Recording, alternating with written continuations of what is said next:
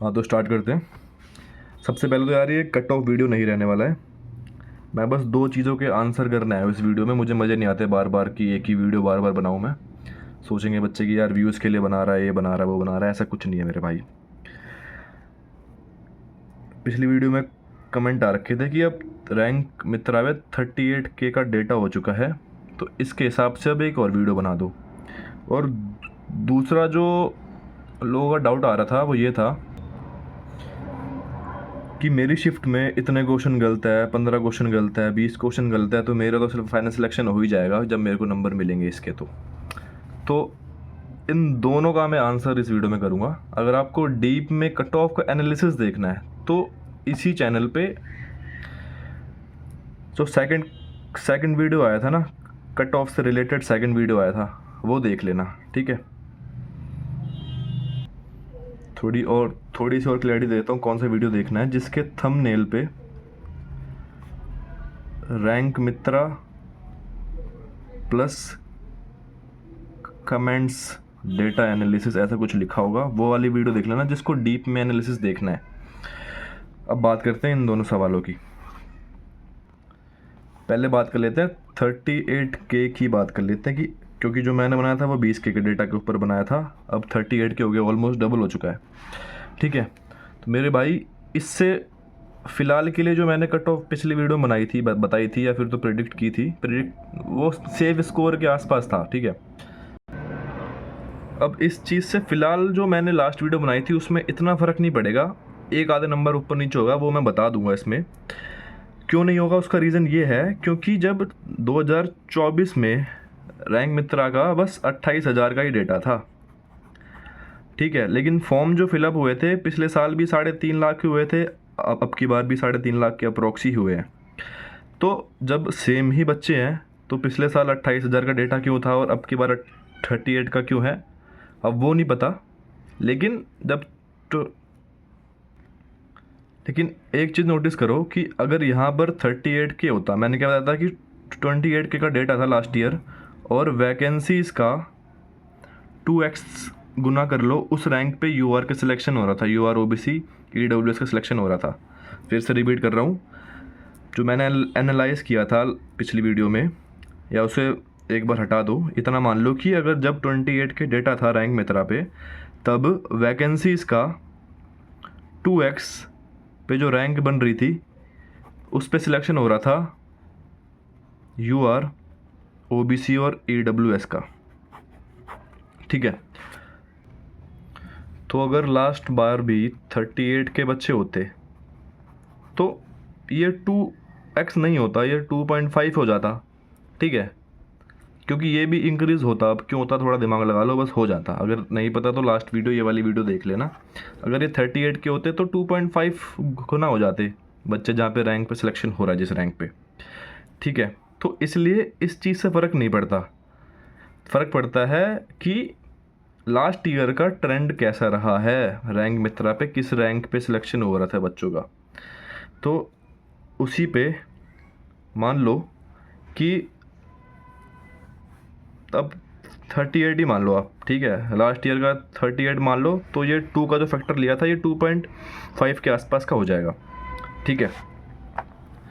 अब जिस बच्चे की हमारी 1600 वैकेंसीज हैं उसको 2.5 से मल्टीप्लाई कर दो, ये क्या आता है 32 और 800, 4,000 के आसपास।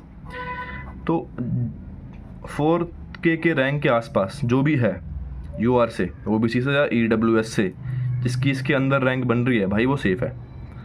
अब ये कंफर्म नहीं बोल सकता, लेकिन एक इसमें बफर मान लो, क्योंकि जो 4K की रैंक बन रही है ना, वो 128 या 129 के आसपास बन रही है रैंक मित्रा पे आफ्टर नॉर्मलाइजेशन।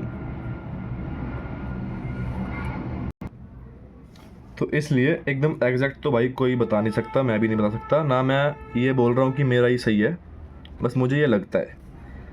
अब जिसके भी 128 से 132 के आसपास है ना यार, इसी के बीच में फाइनल कट ऑफ का पता नहीं, लेकिन जो रैंक मित्रा के हिसाब से ये वाले बच्चे रेंज में है। अगर ये आप हो तो आप स्किल के लिए तैयारी करो।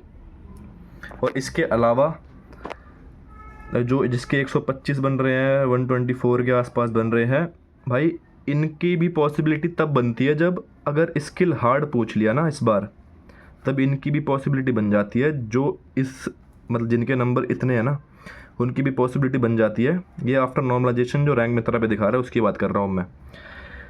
तो इनका होगा, जैसे पहली बात तो अगर लास्ट ईयर जैसा ही आता है अपना स्किल टेस्ट, तो ये वाले ब्रैकेट वाले बच्चे अपने आप को सेफ़ मान सकते हैं।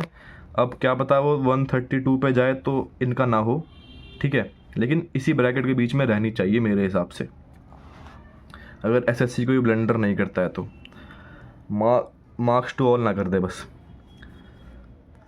और अगर स्किल हार्ड आता है तो जो जिन बच्चों के नंबर 125 के आसपास ही बन रहे हैं, 125 124 के आसपास ही बन रहे हैं, अगर स्किल हार्ड आता है तो इनकी भी पॉसिबिलिटी बन जाती है। तो इनको भी स्किल के लिए प्रिपेयर करना चाहिए मेरे हिसाब से। बाकी नहीं हुआ तो यार स्किल का तो आपका प्रैक्टिस हुआ ना, तो कुछ आपका तो कुछ नहीं हुआ, मतलब कुछ आपका तो लॉस नहीं हुआ ना। सिंपल सी बात है, अपना काम करो बस, हमारे हाथ में कुछ थोड़ी ना है। वैसे सिस्टम इतना बेकार है, पहले भी बेकार था, अब तो और बेकार हो गया। अब दूसरी बात करते हैं। जो बच्चे कह रहे थे कि मेरे 15 सवाल गलत है, 10 सवाल गलत है तो मुझे नंबर मिल जाएंगे। भाई पहली चीज़ तो जो 7 की पहली शिफ्ट है ना, वो हार्ड क्यों है ये बताओ आप एक बार। ये हार्ड इसलिए है क्योंकि इसमें सबसे ज़्यादा क्वेश्चन गलत हैं। वैसे एक्चुअल में ये हार्ड नहीं थी, हार्ड जो होनी चाहिए थी वो 6 की पहली दूसरी तीसरी में से कोई शिफ्ट हार्ड होनी चाहिए थी। ये हार्ड इसलिए हुई क्योंकि इसमें क्वेश्चन गलत थे। ये वहाँ इजी शिफ्ट होगी, लेकिन इसमें सबसे ज़्यादा क्वेश्चन गलत थे, तो सबके क्वेश्चन गलत हुए तो एवरेज कम बना, इसलिए ये शिफ्ट सबसे हार्ड थी, ठीक है। अब हार्ड थी, अगर सबको नंबर मिल रहे हैं, अगर जो बंदा ये सोच रहा है कि भाई मेरी शिफ्ट से 10 क्वेश्चन गलत है, मेरी शिफ्ट से 15 क्वेश्चन गलत हैं, जैसे मान लो कि 8 की शिफ्ट से 10 क्वेश्चन गलत है, फिर ऊपर ऊपर जाते रहोगे ना, किसी के 12 किसी के 13, फिर सबसे मैक्सिमम 22 क्वेश्चन गलत है, इसलिए ये वाली हार्ड है और ये वाली ईजी है। अब जब सबको नंबर मिलेंगे ना इनके, तो यार एक ही बात रहेगी, वो उससे कुछ फ़र्क नहीं होना, क्योंकि इनको भी उतने नंबर मिलेंगे। अगर इनको मान लो कि 22 नंबर मिल गए तो इनकी शिफ्ट इजी हो जाएगी, लेकिन नंबर तो इनको मिल गए ना, इनके मार्क्स भी तो इंक्रीज़ हो गए। अगर ओवरऑल यार ये है कि कितने क्वेश्चन गलत है उससे फ़र्क नहीं पड़ रहा है। बाकी आपको लगता है कि फ़र्क पड़ रहा है तो वो आपका है भाई, मेरे हिसाब से तो फ़र्क नहीं पड़ेगा। अगर थोड़ा सा सोच लोगे ना तो नहीं फ़र्क पड़ेगा। तो इस वीडियो में तो नहीं था, ठीक है, थैंक यू भाई।